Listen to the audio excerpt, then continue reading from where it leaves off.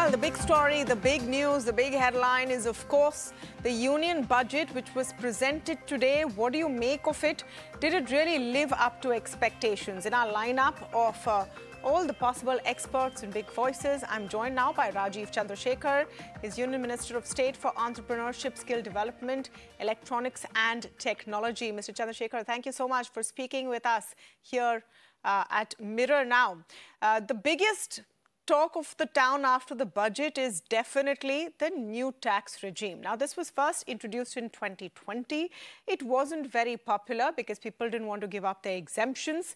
There has been a slew of announcements on the new tax regime, including reduction of slabs and reducing of rates. Do you think this will be the game changer which will make the new tax regime more acceptable?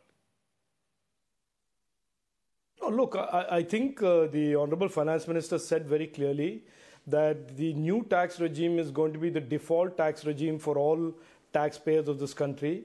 And clearly in this budget, the ceilings and the exemptions that have been raised make the new tax regime very, very attractive. For those taxpayers who want to continue to rely or use the old tax regime and have exemptions and other write-offs that they want to use, they can continue to do that. But the government has signaled that it is clearly signaling a tax cut for the middle class, especially the middle class that is using the new tax regime.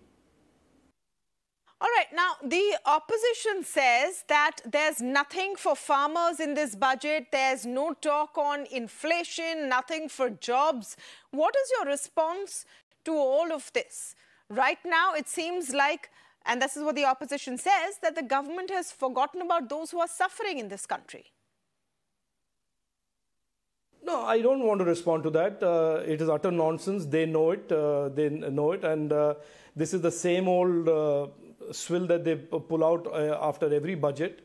They live in this make-believe world that only the budgets that they came up with and wrecked the economy for several years are budgets worth celebrating.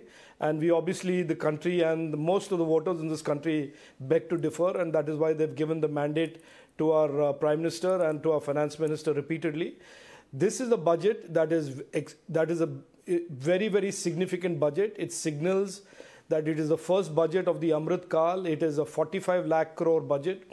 It is an unprecedented budget in so many ways.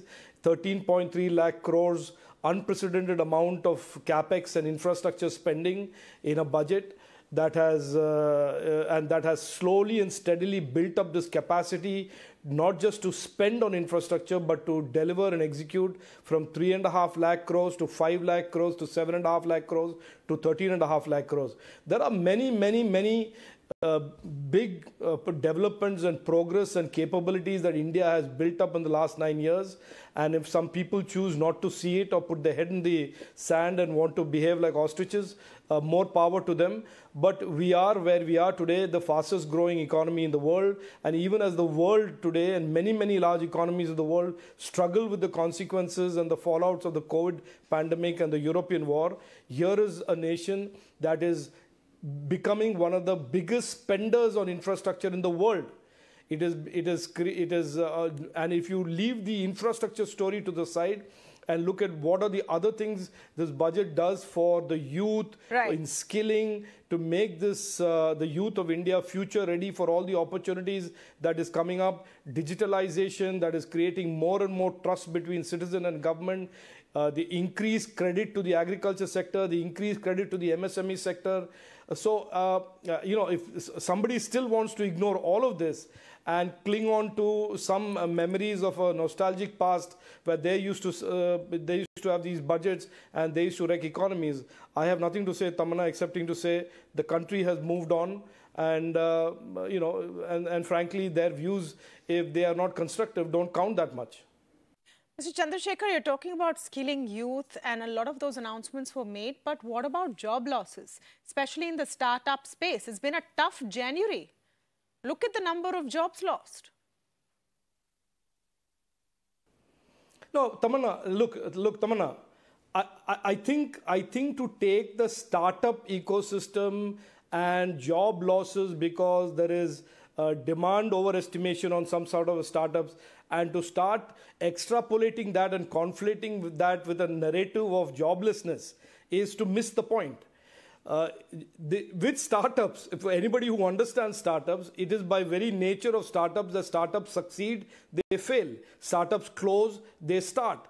Startups expand, startups contract. To conflate that characteristic of startup ecosystem with a broader issue of jobs, investments in a country that is seeing unprecedented FDI, it is becoming the second largest exporter of mobile phones when it never exported mobile phones in 2014, is actually missing the woods for the trees. India today, with great respect to all of those who are trying to use the argument of job loss in startups as some sort of a basis for deciding where jobs are in this country, is a country that is creating, in the tech sector alone in the last year, has created over 14 to 16 lakh new jobs in the electronics, in the tech sector alone. The issue is not about jobs as much as that skills that are required in the post-COVID world are very different, and therefore there is a real focus by this government on ensuring that the youth of this country are aligned to the job opportunities and the entrepreneurship opportunities that are rapidly opening up, which is why in this budget, the Honorable Prime Minister and the Honorable Finance Minister have announced PMKVY 4.0, this stress on future-ready modern skilling for our youth. This is why the Finance Minister has announced 160 new nursing colleges, because there is a huge expansion of opportunities for nurses, not just in India, but around the world's healthcare systems. So the issue is not about jobs or opportunities. There is a certain issue today about skilling being mapped and being aligned to the kind of new opportunities that have been created post-COVID. And the government has responded very, very strongly on that with a very specific set of initiatives, including the PMKVY 4.0, sure, the National Apprenticeship Scheme. Right. And so go ahead. No, so, since you're talking about the National Apprenticeship theme, the Finance Minister talked about a direct benefit transfer for youth under apprenticeship scheme. So who gets this? Who will be eligible? And this is some sort of a dole? No. Look, the apprenticeship scheme, there are two types of apprenticeship scheme. One is for those who are graduates that come out of college, and then there are these diploma holders who are also part of an apprenticeship scheme. And the allowance that is given to the student who gets an apprenticeship opportunity in a company, in a factory floor, in an organization, is no longer going to be intermediated through the organization he or she works for. It will go directly to the student and the apprentice's account. And it is a simple yet very powerful reform that makes sure that the apprenticeship money goes directly to the apprentice's account, and there is no middleman who in any way interferes with that due, that entitlement to the young student. So it is a powerful idea. It's a simple idea that is essentially using the technology developments that the government has enabled over the last 4 or 5 years, including UPI, and that will permit the disintermediation of the organization where the student is apprenticing from having to deal with that allowance and the money.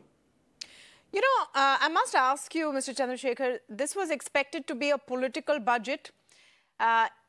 Is it confidence that there has been no major announcement which sounds political for rural India, for farmers, etc., that the government feels it doesn't need to present a populist budget to win the next elections? Or do you believe these budget announcements don't really give political gains? No, I think, Tamanna, you are asking the question and answering it in the same breath.